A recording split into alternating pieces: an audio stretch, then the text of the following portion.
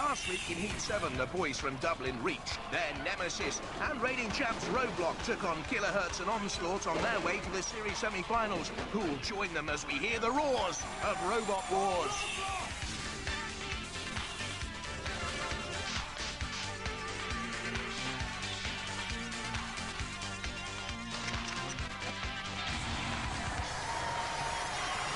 Ladies and gentlemen, please welcome K80's pen pal, Craig Charles. Now, I don't live in a neighbourhood watch area. In fact, I've got the neighbours from hell. The only people invited to their barbecues are the fire brigade, and their garden pond has cut us off from the mainland. But quiet neighbours can be equally as dangerous. I mean, they might keep themselves to themselves, locked away in their garages. But the chances are they're not brewing elderberry wine. They're building robots. And tonight, 6 seemingly friendly mechanics are going to show us their true selves as they fight like psychopaths for a place in our Robot Wars series semi-finals. Let's see what they've been building. First, from Swadlingcote in Derbyshire, Sting. It may look like a concertinaed stepladder on wheels, but the Barker boys hope to climb to the robot stars with this steel and aluminium 2-wheel drive 24-volt powered machine with its front and side ramming spikes and that nasty-looking sting in the tail. From Stowmarket, Cassius. A knob made of clay, a sinister-looking heavyweight contender with a deadly jab from a CO2 gas-pressurized ram capable of lifting 1.5 tons. Inventor Rex Garrett's built Teletubby toys at 79.3 kilograms, though this is a lean and mean machine. From Durham, Groundhog.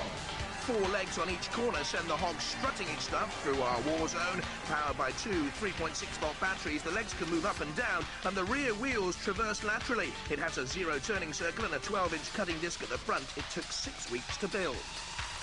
From Bristol, Loco. It took 6 months to build, nearly driving the team Loco. Powered by 2 wheelchair motors, a stainless steel shell with a 24-volt motorized spring-powered ram, which has interchangeable spikes and blade. That's its main weapon. It may appear nippy, but its turning circle is sluggish. From Derby, Rampage. A coal scuttle on wheels, or a triangular mild steel chassis unit under a stainless steel and aluminium shell with 24-volt batteries and a rear 7-inch spinning disc weapon. I prefer the coal scuttle approach. It carries a Derby County Rams motif. From Kettering, Wigan. With its Merlin hat shape, this machine hopes to conjure up the demons of Robot Wars. The hat lights up, so will the audience when they see its chain whips and drill bit weapons. A low ground clearance could be a problem, but I think it's hats off to this team, Craig. Have you ever seen such fine lumps of metal? But one lump of metal's going to get bitter and definitely twisted in the first round. This is the gauntlet designed to test robot endurance and driver wit. They have to get to the end zone. The big decision facing our roboteers is which one of the 3 courses to choose from.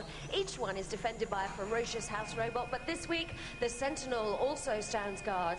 Now, if they choose to avoid that, which is completely understandable, and come down this, the middle route, then they face annihilation from the Sphere.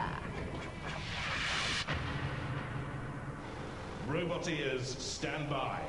Cassius, one of the competition favourites. Rex Garrett's been here before. The Recyclops by the pyramid is in problems here. She will not be pleased. Do you think it can do better this time? I hope so. It's a pretty nimble robot this time, and it has this nasty weapon. So talk me through it. Tell me what this robot's got. The whole thing is a little bit high-tech, but that's the weapon.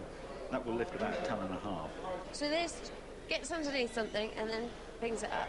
It should get somebody almost out of the arena. So could that lift Sir Killalot, for example? Well, if he is under 1.5 tons, yes.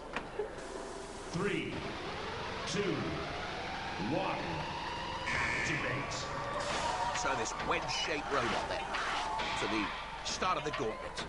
It's going to take on the Sentinel down this part. Got a little bit of luck and a bit of speed and through. And Dead Metal can't stop it. That's a great run by Cassius. Too late for Dead Metal to come in now. Well done, Rex. Well, you were a finalist in the last war, weren't you? Yes. You controversially beat Mortis in the last war, didn't you? Yes, that was a good fight. We're having a grudge match again, I hope, which will be good. Are you confident about this war? quietly confident, but, you know, lots of things are going to happen. I mean, it's a matter of luck whether you get past some of these things, really, but I have an advantage. It's very nimble, and it's also... very quick. Yes. Ladies and gentlemen, Rex Gallard, Cassius! Cassius floats like a butterfly, stings like a bee, power and pace is Rex Gallard's key. Cassius through, completing the course. Well done. Roboteers, stand by. Loco comes to the grid of the gauntlet. Talk me through what Loco's got, what are the features you've designed? Well, we got 2 spikes that wind right back in and then fire out with some pretty hard force. And what about all these designs around the outside? Whose idea was that?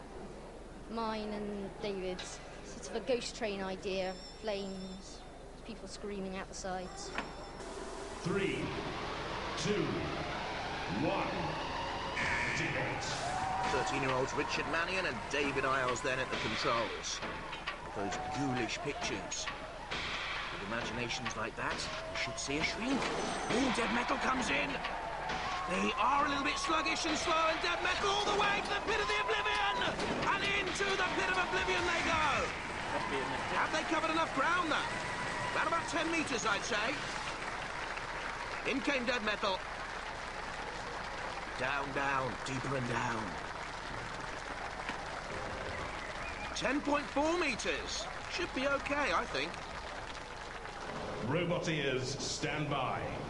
Groundhog, driven by Graham Bone and Alex Smordew. The robot is actually powered by 4 of these cordless drill motors, which are situated in the legs there. And these go through angle grinder gearboxes into the wheels. We've got normal wheels at the front which go forwards, we've got wheels at the back which drive forwards but will slip sideways. We've got a cordless lawnmower motor at the front which will power a 12-inch cutting disc. 3, 2, 1. Activate. So here come the 2 19-year-olds with Groundhog, this ground-breaking robot. Plenty of ground clearance over the spikes. Ooh, not the best of directions. In comes Killalot for the kill, perhaps. Spiking down on Groundhog. There goes those innovative wheels, spinning. Guys, tell me about these wheels, because you've actually patented these wheels, haven't you? Yeah, we've put an application in for the patent. We've got these rollers on the wheel, so as soon as you drive forwards, you've got traction against the edge of the rollers, but as soon as you go sideways, the rollers move. So there is a lot of innovation going on within RWars, yes. So it's a breeding ground for new technology? Definitely, yes. It's the way forwards. Or sideways? Seems a really good idea to me, but they're going nowhere. As Killalot comes in, oh, it plucks up Groundhog so effortlessly, turns and twists, ready for the kill. No! They've killed Killalot! He's been dragged to the ground. This never happened before. This is the king of the house robots. This is unbelievable. Just waiting to come down on Groundhog, and Groundhog pulled Killalot with them. And they love it. We've waited for that whole series. Marvellous stuff.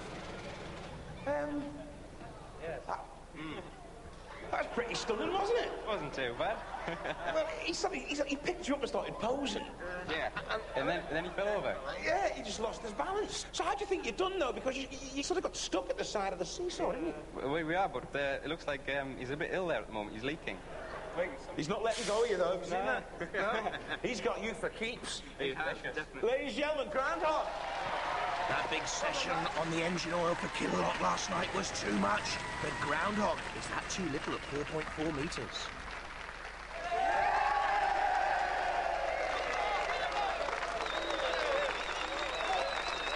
Well done. Let's shake your hands. How does that feel, you heroes? Feels great. Feels very good. Yeah, the clapping helps. Was it an accident, though? Yeah, yes. Roboteers, stand by. Sting. Look out for little 9-year-old Matthew Barker here. The main weapon feature, have spikes on the front, they're not fitted yet. The main weapon is a sting in the tail. Matthew, you want to tell us why it's called Sting? I've got a cat at home called Chloe, and she's got a deformed tail that curls round. And that's what we got the idea from. We couldn't bring her with us, of course. 3, 2, 1. Activate. Matthew's main job in the team, polishing Sting.